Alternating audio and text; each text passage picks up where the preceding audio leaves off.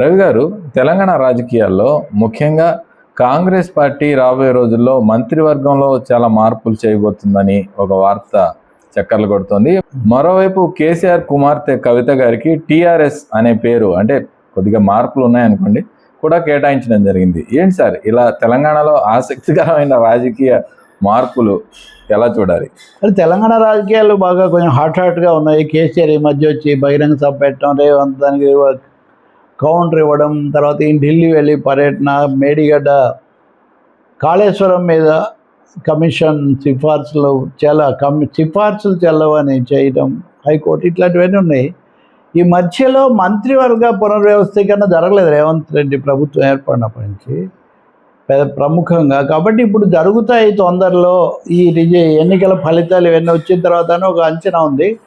దాన్ని ప్రభుత్వ వర్గాలు కూడా బలపరుస్తున్నాయి. దానికి తగినట్టే నిన్న వి హనుమంతరావును, అలాగే ఇప్పుడు పదవి విరమణ చేసిన డీజీపీ శివధర్ రెడ్డిని వీళ్ళని సలహాదారులుగా నియమించారు.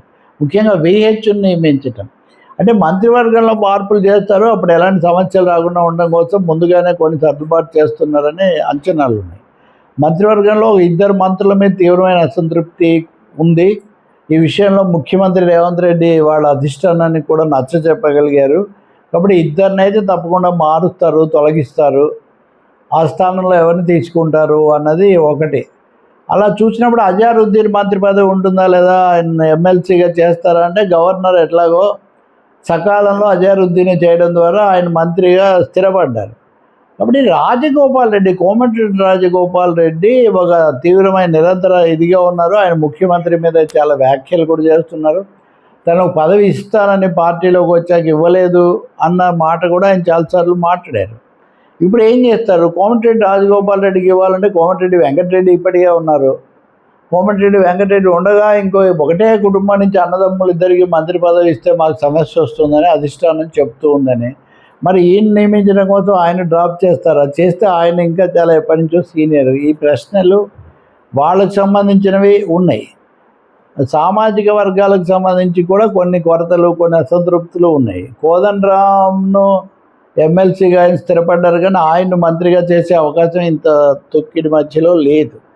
కానీ ఏదో జరగబోతుంది, కొన్ని షాకింగ్ థింగ్స్ వస్తాయి. రేవంత్ కూడా వాటికి సిద్ధంగా ఉన్నారు అని మటుకు భావిస్తూ ఉన్నారు.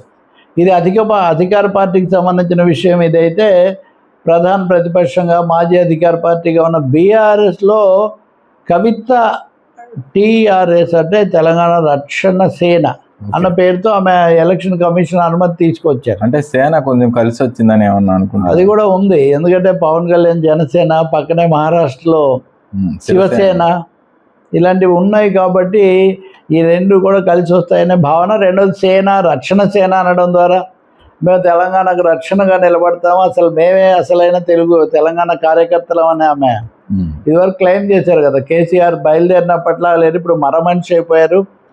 అప్పటి ఇవన్నీ లేవు, ఒరిజినల్ తెలంగాణ యోధులు లేరు, మాది.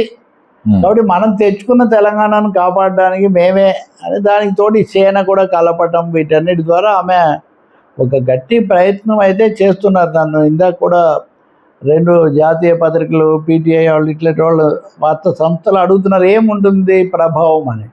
ఒకటైతే ఉంటుంది, ఎంతో కొంత ప్రభావం బీఆర్ఎస్ మీదే ఉంటుంది, వేరే వాళ్ళ మీద ఉండే అవకాశం అదే అడగబోతున్నా. అంటే ప్రత్యామ్నాయ శక్తిగా తెలంగాణ సమాజం ఈ టీఆర్ఎస్ని గుర్తిస్తుందా? లేదు, అలా ఏం జరగదు. కానీ పేరు, పరిచయమైన పేరు, అక్షరాలు పేరు కూడా కాదు. కాబట్టి దానికి తగినట్టే వాళ్ళు కూడా ఒక కథలు వదిలేరు. ఇప్పటికే తెలంగాణ పేరుతో చాలా పార్టీలు వచ్చాయి. గద్దర్ పెట్టారు, విమలక పెట్టారు, దిలీప్ పెట్టాడు, కోదండరాం పెట్టారు, నాగం జనార్దన్ రెడ్డి పెట్టారు. అవన్నీ ఏం నిలబడలేదు.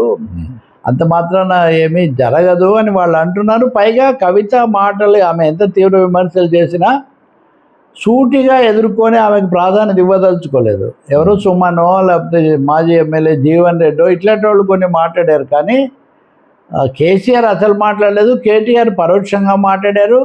హరీష్ రావు తనను అన్నప్పుడు మటుకు ఆమె విజ్ఞతగా వదిలేస్తున్నారని ఆయన ఒక విధంగా స్పందిస్తున్నారు. ఇక్కడ ఎలా ఉందంటే బీఆర్ఎస్ అగ్రనాయకత్వాన్ని గుర్తించి సూటిగా ఖండిస్తేనే కవిత ఆశిస్తున్నటువంటి స్పందన వచ్చినట్టు అవుతుంది. ఆ పని అయితే వాళ్ళు చేయదలుచుకోలేదు. దాన్ని డౌన్ ప్లే డౌన్ జాగ్రత్తగానే ప్లే ఉన్నారు. చేయాలి అన్న వ్యూహంలోనే వాళ్ళు ఉన్నారు. ఇంకోటి కవిత వెనక చంద్రబాబు నాయుడు ఉన్నాడు, రేవంత్ రెడ్డి ఉన్నాడు అని ఇలాంటి కథలు కూడా కొన్ని చలామణిలో ఉన్నాయి. చంద్రబాబు నాయుడు అంత దీంట్లో దిగబడతారని మనం చెప్పలేం, కానీ అధికార పక్షం సహజంగా వాళ్ళు మటుకు అనేక సార్లు కవిత మాటలను వాళ్ళు ఉటంకిస్తున్నారు. కాబట్టి ఈ పరిస్థితుల్లో ఆమె ఏం చేస్తారు, యువ నాయకురాల్లాగా జనంలోకి వెళ్ళి వాళ్ళకు దగ్గర అవ్వాలనే ఆలోచన ఉన్నట్టుగా ఉంది. ఇంకొక థీరీ కూడా ఉంది. ఇప్పుడు ఎవరో అడిగారు నన్ను, ఇంతకుముందు నాయకులు పెట్టాడు, ఇప్పుడు హరికృష్ణ పెట్టాడు అన్న తెలుగుదేశం. హరికృష్ణ రామారావు గారు ఉండగానే ఆయన కొంచెం వ్యతిరేకంగా అసమ్మతిగా ఉండేవాడు. ఆ తర్వాత కూడా వాళ్ళకు వ్యతిరేకంగానే ఆయన పార్టీ పెట్టాడు, కానీ ఎక్కువ మంది తర్వాత పెట్టారు. ఇప్పుడు ఆ విధంగా చూస్తే కవితను పోల్చడం కూడా కష్టం. కానీ ఒక కామన్ ఫ్యాక్టర్ ఏమంటే విజయసాయి రెడ్డి, కవిత, అక్కడ తమిళనాడులో శశికళ, ఇక్కడ కొన్ని రకాలైన కేసులు, కేంద్రం ఒత్తిడికి గురైన వాళ్ళు కూడా పార్టీని పెట్టిస్తున్నారు. బీజేపీ వాళ్ళు ఒత్తిడి తెచ్చి అనే విమర్శ కూడా ఉంది. కవిత మాత్రం కేసీఆర్ బీజేపీ మీద విమర్శ చేయడం లేదు అన్న దాంతో ఆమె మొదలయ్యారు. తను పార్టీ పెట్టిన తర్వాత, లేదా తను రాజకీయాల్లో క్రియాశీలంగా వచ్చిన తర్వాత ఫోకస్ రేవంత్ రెడ్డి మీద, కేసీఆర్ మీద, కేటీఆర్, హరీష్ల మీద పెడుతున్నారే కానీ బీజేపీని ప్రధానమైన దీనిలాగా ఆమె తీసుకురావట్లేదు. తర్వాత ఏం జరుగుతుంది, షర్మిల కూడా అలా పార్టీ పెట్టి ఆమె అటు వెళ్ళిపోయారు కదా. కాబట్టి ఖచ్చితంగా కవిత పార్టీ పెట్టడం అనేది తెలంగాణ రాజకీయాల్లో ఒక ఆసక్తికరమైన విషయమే. ఎన్ని స్థానాలు ఆమె గెలిచి 1-2 తెచ్చుకున్నా పర్వాలేదు, ఏదో పునాది వేసినట్టుగా ఉంటుంది. బహుశా నేను అనుకుంటాను ఈ 5 రాష్ట్రాల ఎన్నికల ఫలితాలు, ముఖ్యంగా తమిళనాడులో కొత్త పార్టీల ప్రభావం, ఇవన్నీ చూసిన తర్వాత మనం ఒక అంచనాకు వచ్చే పరిస్థితి ఉండొచ్చు.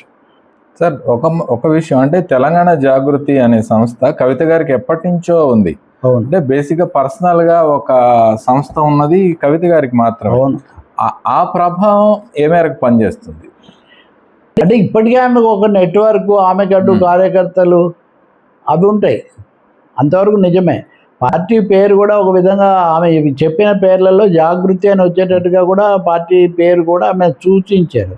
నిజంగా అయితే తెలంగాణ రాష్ట్ర సేన అని వచ్చిన పేరు మేము అసలు సూచించలేదని వాళ్ళు అంటున్నారు మీడియాకు.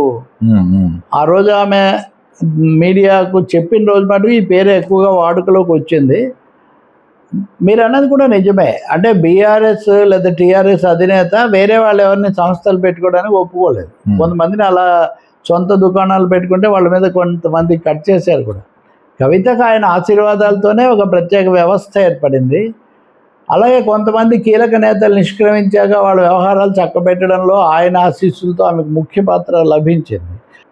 కేసీఆర్ ఆశీస్సులు ఉండడము, జాగృతి పెట్టడమే కాదు, అసలు బతుకమ్మ పండుగ అనేది బాగా పెంచినప్పుడు కవితను బ్రాండ్ అంబాసిడర్ లాగా చేసి అధికారికంగానే అప్పుడున్న ప్రభుత్వం అనండి, పాలకపక్షం కూడా పనిచేసాయి. ఇవన్నీ ఆమెకు బాగా కలిసి వచ్చాయనలో సందేహం లేదు.